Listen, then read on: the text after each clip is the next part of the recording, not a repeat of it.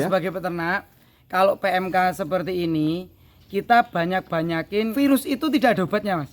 Ya, nah ini saya berani menjamin, dokter pun pasti mengiyakan. Ya. Virus itu tidak ada obatnya. Virus itu obatnya apa? Nggak ada. Virus itu yang bisa melawan siapa?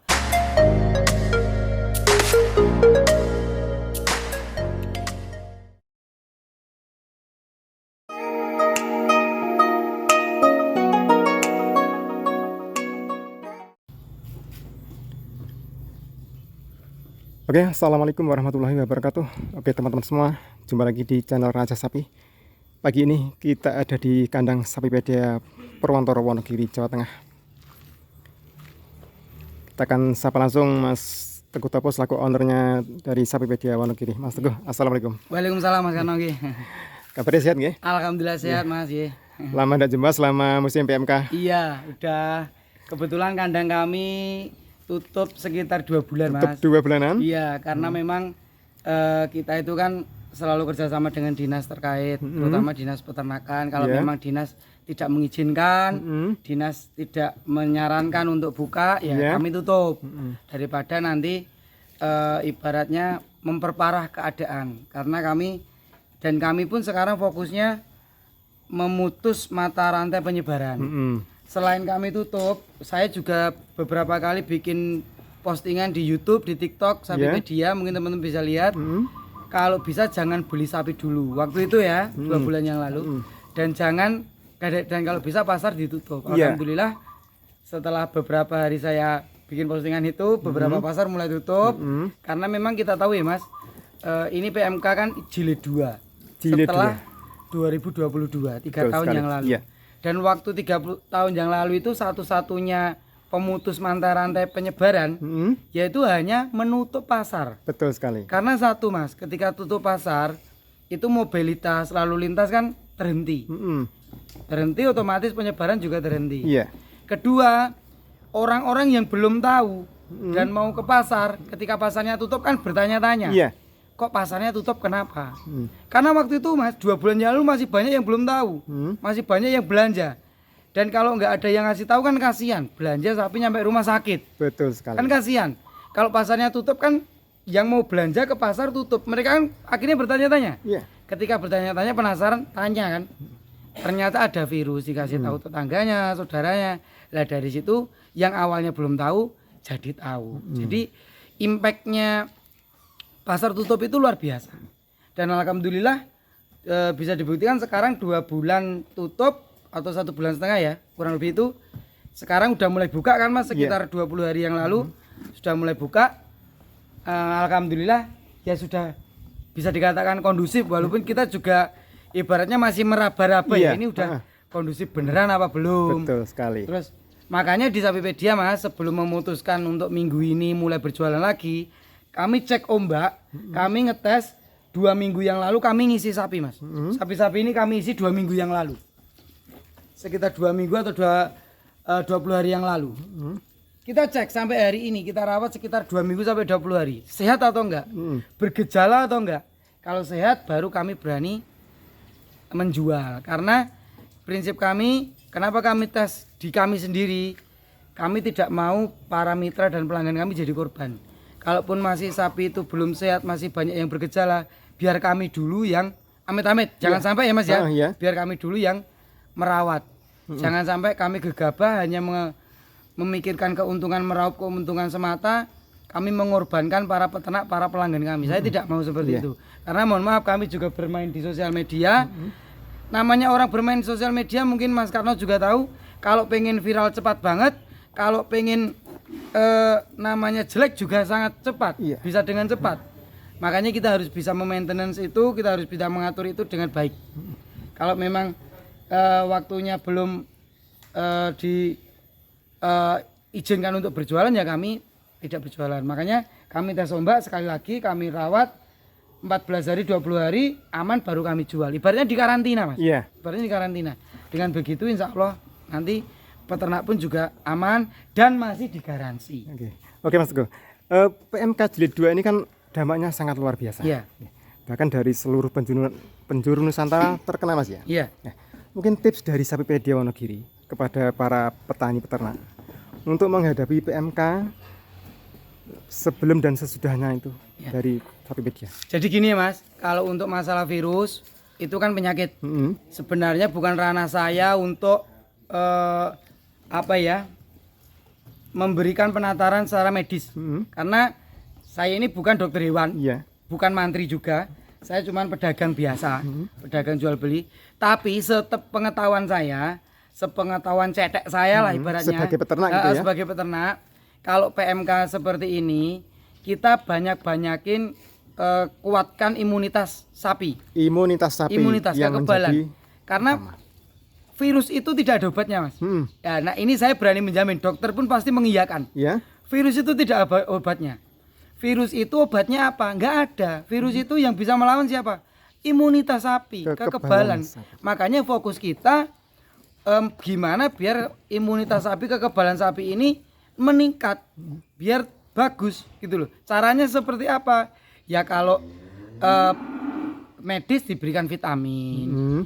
Kalau secara ilmu titen, ilmu peternak-peternak kampung seperti saya ini, kasih rempah-rempah. Temulawak, kunyit, temu hitam, jahe, ditumbuk, direbus, kemudian diminumkan. Kalau dia tidak mau minum sendiri karena rasanya mungkin aneh bagi sapi, dicekokkan pagi dan sore. Pagi 300 ml, sore 300 ml. Seaqua kecil itu loh Mas, kurang lebih seperti itu. Kalau medis ya diberikan vitamin. Itu untuk membangkitkan atau meningkatkan imunitas untuk melawan virusnya tadi. Kemudian kalau untuk sterilisasi, ya semua mungkin teman-teman punya referensi sendiri-sendiri ya. Tapi kalau saya yang mudah saya dapat yaitu satu citron. Itu mungkin teman-teman juga banyak yang pakai. Betul. Alkohol. Kemudian Baiklin. Iya, kemudian cuka untuk bakso. Itu silakan dicampur. Silakan dicampur.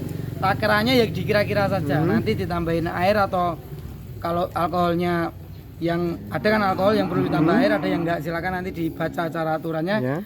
Disemprotkan di kuku sapi. Aplikasinya disemprotkan di kuku sapi. Di kuku sapi, di mulut, tapi di mulut jangan banyak-banyak karena itu kan ada kandungan kimianya. Kemudian di area kandang. Di area kandang untuk sterilisasi Mas. Iya, betul sekali seperti itu. Dan yang tidak kalah penting kalau dari medis harus divaksin Mas. Vaksin pun kalau bisa sampai booster, sampai 3 kali. 3 kali? Iya. Jadi ketika ya sama seperti COVID Mas, kita kan juga vaksin sampai 3 kali juga ya kalau tidak salah ya. Mungkin beberapa masih 2 kali. Nah, ketika vaksin itu kan sebenarnya vaksin adalah virus yang dilemahkan. Mungkin kalau saya kurang tepat, teman-teman yang dari penonton Raja Sapi bisa dikoreksi ya. Virus itu vaksin itu virus yang dilemahkan. Makanya pemberian vaksin itu harus tepat. Dalam arti tepat, satu yang paling pokok, sapi harus benar-benar sehat. Ketika divaksin ya? Betul sekali. Sapi kalau sudah terindikasi ada virusnya, divaksin malah bablas. Ini mohon maaf ya, suara saya agak serak. Ini demi teman-teman penonton ini saya mengupayakan biar tetap insya Allah dapat edukasi walaupun cetek ya. Walaupun sepengetahuan saya cetek nggak apa-apa, insya Allah nanti dapat edukasi. Vaksin itu virus yang dilemahkan. Kenapa ketika kita vaksin kondisi sapi harus fit? Karena itu kita memasukkan virus, tapi yang sudah dilemahkan.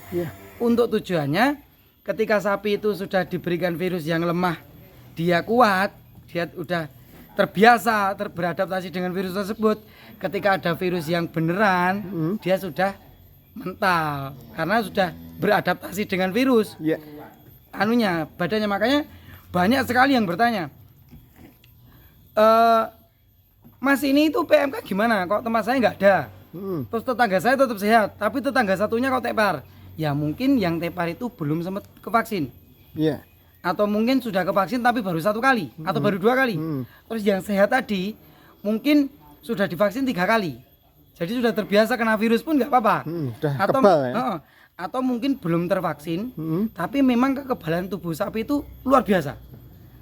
Jadi imunnya kuat. Iya, imunnya kuat. Jadi emang tidak bisa hanya ditebak-tebak. Makanya daripada kita memikirkan ibaratnya